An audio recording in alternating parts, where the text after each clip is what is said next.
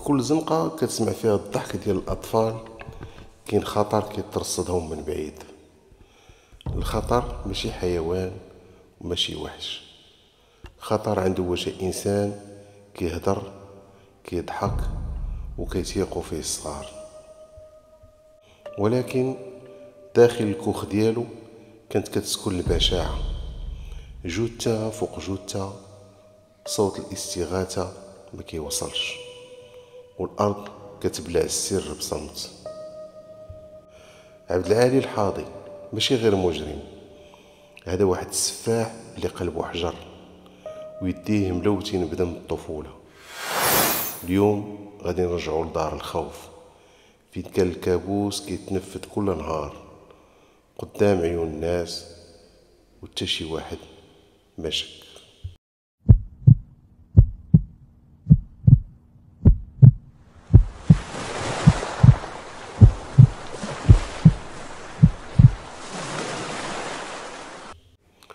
خوتي السلام عليكم.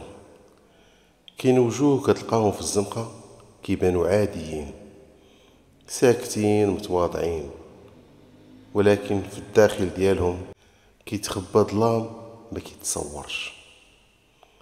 قصة اليوم ماشي بحال القصص اللي سمعتي من قبل، راها قصة على راجل عاش وسط الناس وكان كيبيع المأكولات في المحطة الطرقية، ولكن الحقيقة انه كان كيبيع الموت، وكان كيخبي الجثث حدا الكوخ ديالو.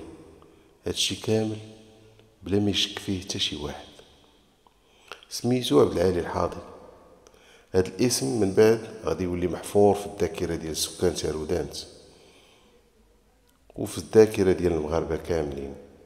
أبشع مجرم عرفاتو المدينة. عبد العالي تزاد سنة 1962 في عائلة بسيطة في مدينة تارودانت. دوز الطفولة ديالو في بن سرقاو، لكن ما كملش قرايته. خرج من المدرسة في سنة 1975، كان مازال صغير. خدم مع بواه اللي كان خباز، ومن بعد جرب يخدم ميكانيكي، ولكن ما لقى راسو حتى في شي خدمة. في الاخر قرر يبيع المأكولات الخفيفة في المحطة الطرقية ديال تارودانت، وهنا بالضبط بدات القصة السوداء ديالو. في المحطة الطرقية عبد العالي كان معروف عند الصغار والكبار، كان كيضحك معاهم كيعطيهم الماكلة، كسب الثقة ديالهم بالزربة. ولكن الهدف ديالو ما كانش بريء، كان كيستدرج الأطفال الصغار للكوخ اللي كان ساكن فيه، وبمجرد ما كيتسد الباب كيولي شي حاجة أخرى. كيهز عليهم السلاح الأبيض كيخلعهم، ومن بعد كيمارس عليهم أبشع الأفعال. من بعد تيقتلهم وكيدفنهم بيديه في ديك البلاصة. الناس ما كانوش شاكين فيه، بالعكس كان كيبان مسالم، ولكن عبد العالي كان كيخبي واحد الماضي مظلم، حيت هو كان تعرض لاعتداء جنسي في الطفولة ديالو. هاد الفعل ما بغاش يتنسى ليه، بل هو اللي رجعو مجرم بلا رحمة بلا شفقة. الضحايا ما كانوش كيتعداو 12 عام، كانوا كلهم من ولاد الشعب، ما عندهم لا سند لا من يسول فيهم، كيغبروا بلا اثر. الشرطة ما كانتش عارفة شكون ورا هاد الجرائم، حتى جا نهار 20 غشت واحد الإشعار عاجل كتوصل به المصلحة على وجود واحد الجماجم بشرية وهياكل في الواد الواعر.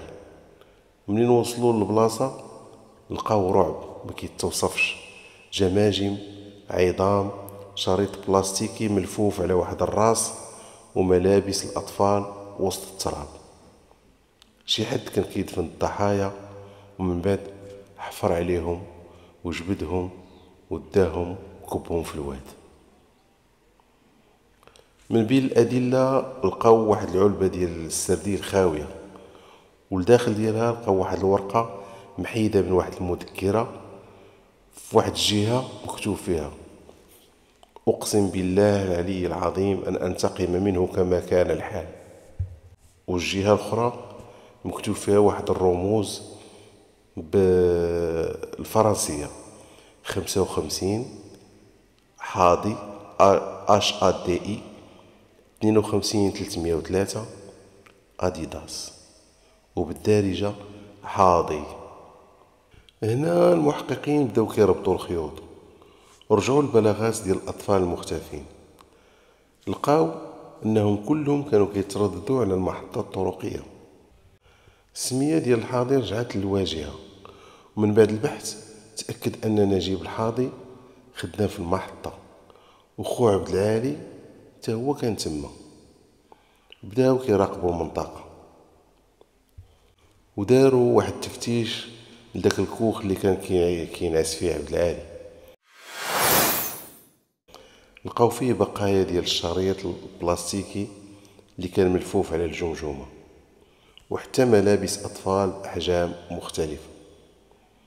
مبقاتش غير شكوك، بل ولات دلائل مادية. شدوه ودخلوه للتحقيق. مدى لا مقاومة لا إنكار، قالها برودة الدم: أنا قتلتهم كاملين.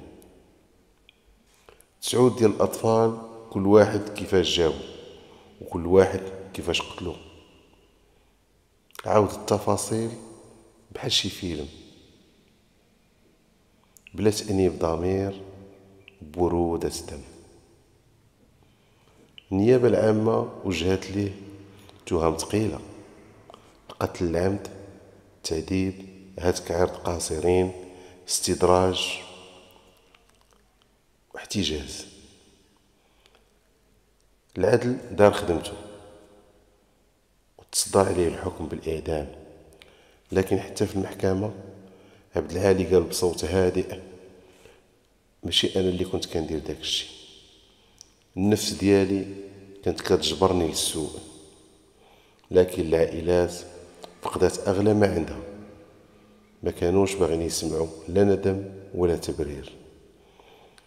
قصة عبد العالي كتفكرنا أن الشر ممكن يعيش بيناتنا، يضحك معانا ويسلم علينا كل صباح بوجه بريء، لكن في الداخل كيخبي جحيم.